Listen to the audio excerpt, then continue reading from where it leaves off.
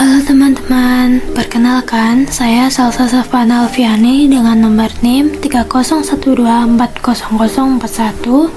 Jadi di video kali ini saya akan membuat dokumentasi UTS Praktikum Kecerdasan Buatan dan saya akan mempresentasikan proyek saya dengan topik prediksi lama tinggal pasien rumah sakit menggunakan analisis komparatif 5 algoritma machine learning.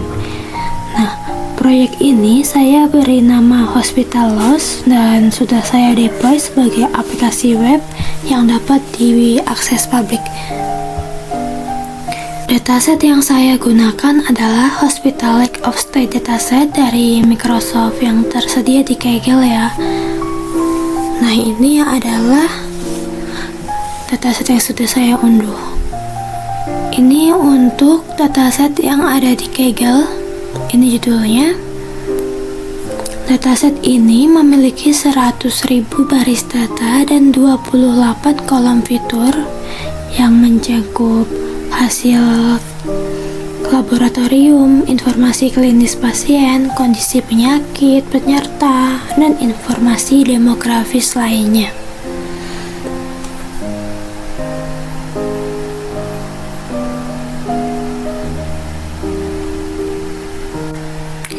Di sini kita bisa lihat statistik deskriptif dari fitur-fitur utamanya. Nah, target variabel yang saya buat adalah length of stay, yaitu lama rawat inap pasien dalam satuan hari dengan nilai minimum 1 hari dan maksimum 17 hari dan rata-rata sekitar 4 hari. Sebenarnya ada di sini di bagian atasnya, tapi ternyata setelah saya lihat di terminal tidak terlihat ya teman-teman. Di sini adanya yang terminal yang nomor 2.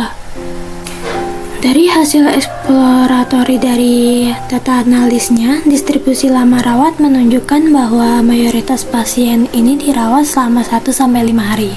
Dan untuk heatmap korelasi menunjukkan bahwa fitur-fitur klinis kayak hematokrit, glukosa, dan BMI korelasinya terhadap lama rawat. Dan untuk processing yang saya lakukan meliputi encoding variabel, encoding variabel kategorikal, normalisasi dengan standar scalar, dan pembagian data. Dan ini pembagian datanya 70% untuk training, 15% untuk validasi, dan 15% untuk testing. Sekarang saya akan menjelaskan implementasi kelima algoritma machine learning yang saya gunakan. Nah, untuk model pertamanya yaitu linear regression yang digunakan sebagai model baseline untuk memodelkan hubungan linear antara fitur klinis dan lama rawat. Nah, linear regression ini nih paling sederhana, namun memberikan referensi yang perbandingannya jelas. Kayak hasil evaluasi pada data tes menunjukkan MAE, RMSE, dan R kuadrat yang menjadi acuan dibandingkan model-model lainnya. Dan ini adalah linear regression yang telah selesai. Selanjutnya, model yang kedua yaitu ANN atau Artificial Neural Network. Jadi ANN ini dibangun menggunakan TensorFlow keras dengan arsitektur input layer, neuron, dense, neural out. Nah, model ini mampu menangkap hubungan non-linear antara fitur klinis yang tidak bisa ditangkap linear regression yang tadi. Selanjutnya, model yang ketiga yaitu LSTM atau Long Short Term Memory. Nah, LSTM ini diimplementasikan dengan meresep data menjadi format sekuensial dengan time step.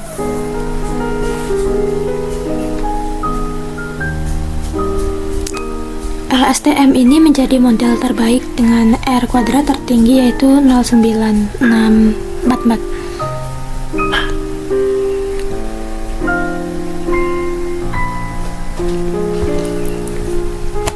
Model yang keempat yaitu Cummins clustering yang digunakan untuk segmentasi pasien secara supervised berdasarkan kondisi klinisnya. Jadi Cummins ini menggunakan metode elbow yang ditemukan jumlah klasternya adalah K3, menghasilkan 3 segmen pasien yaitu rawat singkat 1 hingga 3 hari, rawat sedang 4 hingga 7 hari, dan rawat lama 7 hari. Silhouette score yang diperoleh menunjukkan kualitas clustering yang baik. Terakhir yaitu model kelima, backpropagation manual. Jadi backpropagation ini diimplementasikan dari scratch menggunakan NumPy tanpa library deep learning apapun. Jika semua model sudah selesai, saya akan menjalankan Python AppPy-nya untuk mendapatkan link websitenya yang sudah jadi, dan ini linknya. Oke, ini adalah tampilan dari website saya yang telah saya buat tadi. Bisa diubah mode dark atau light. Di sini di home terdapat 5 algoritma, 3 langkah sederhana, dan saya akan mulai prediksi. Nah, ini adalah tampilan untuk prediksinya. Ada mode pasien, ada mode tenaga medis, dan upload CSV dan contoh data yang nantinya bisa diambil dari datasetnya. Dan ada fitur perbandingan performa model. Di sini terdapat tabel-tabel ya, dan perbandingan grafik-grafiknya dari loss curve ANN-nya. Di sini semua bisa diklik ya, bisa dilihat akan berubah sesuai dengan pemilihan. Ini untuk grafik perbandingan yang terdapat di VS Code dari hasil model-model yang telah dijalankan tadi, dari train yang tadi. Terdapat juga keterangan, dan di bawah ini ada kesimpulan kooperatif. Selanjutnya ada fitur dataset. Jadi ini adalah kumpulan dataset saya atau informasi dataset saya. Di sini ada exploratory data analysis EDA. Ada grafiknya ya, dari distribusi lama rawat inap, distribusi gender pasien, dan lainnya. Ada juga statistik deskriptif fitur utama, ada yang dari datasetnya, dan penjelasan tentang fitur datasetnya. Nah, jika gender itu F atau M gitu. Dan setelah itu ada preview 10 baris pertama dari dataset. Jadi dia mengambil 10 baris dari dataset yang ada di VS Code-nya tadi.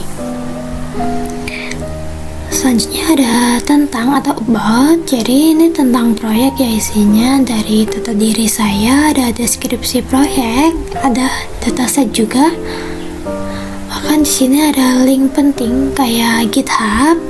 Ini langsung masuk ke GitHub saya yang sudah terkait ya, link GitHub saya, dan ada link Kaggle-nya. Nah, untuk prediksi saya akan coba prediksi dari awal dulu untuk pasien saya pilih untuk jenis kelamin, riwayat kunjungan, fasilitas rumah sakit, berat badan sesuai dengan berat badan pasien dan tinggi badan pasien. Detak jantungnya bisa dilihat dari detak jantung yang telah diperiksa ya. Nah, ini sangat cocok untuk orang awam, jadi bisa mudah dipahami begitu.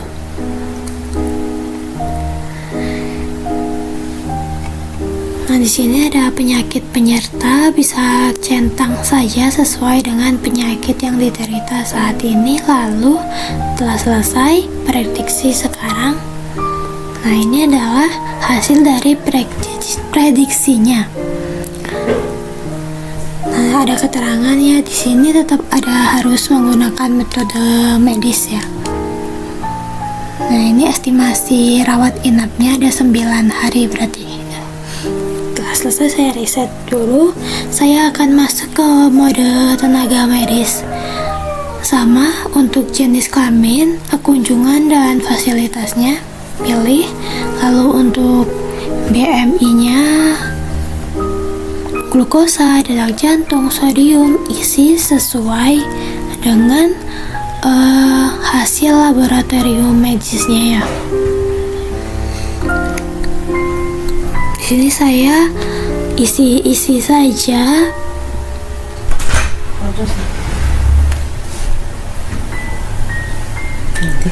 Nah,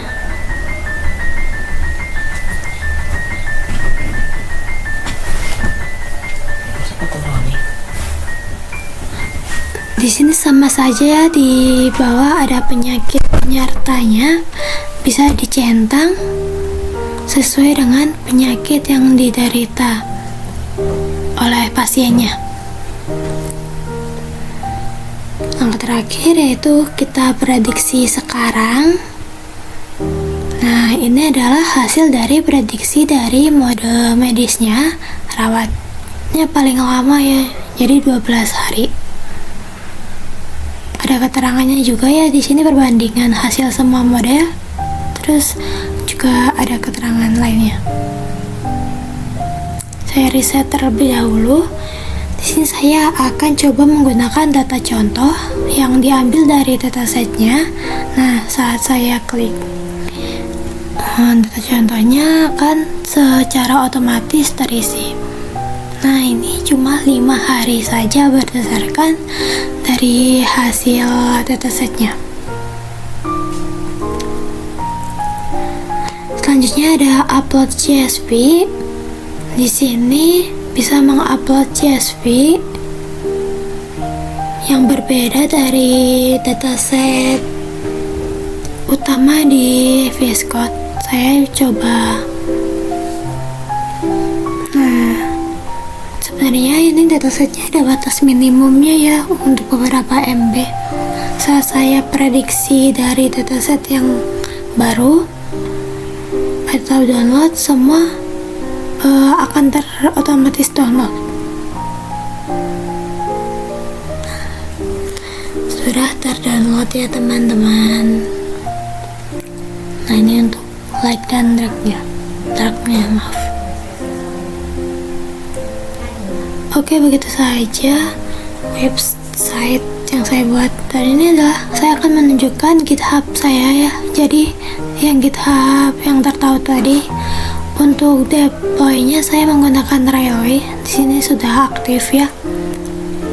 Dan domainnya saya menggunakan domain Asia. Di sini ada Hostlab dan menggunakan Cloudflare. Jadi bisa di public begitu, hosting atau domain. Di Railway sudah terkait, jadi sudah ada link untuk hostingnya, untuk domainnya. Ini adalah link dari Railway-nya, dan ini adalah link dari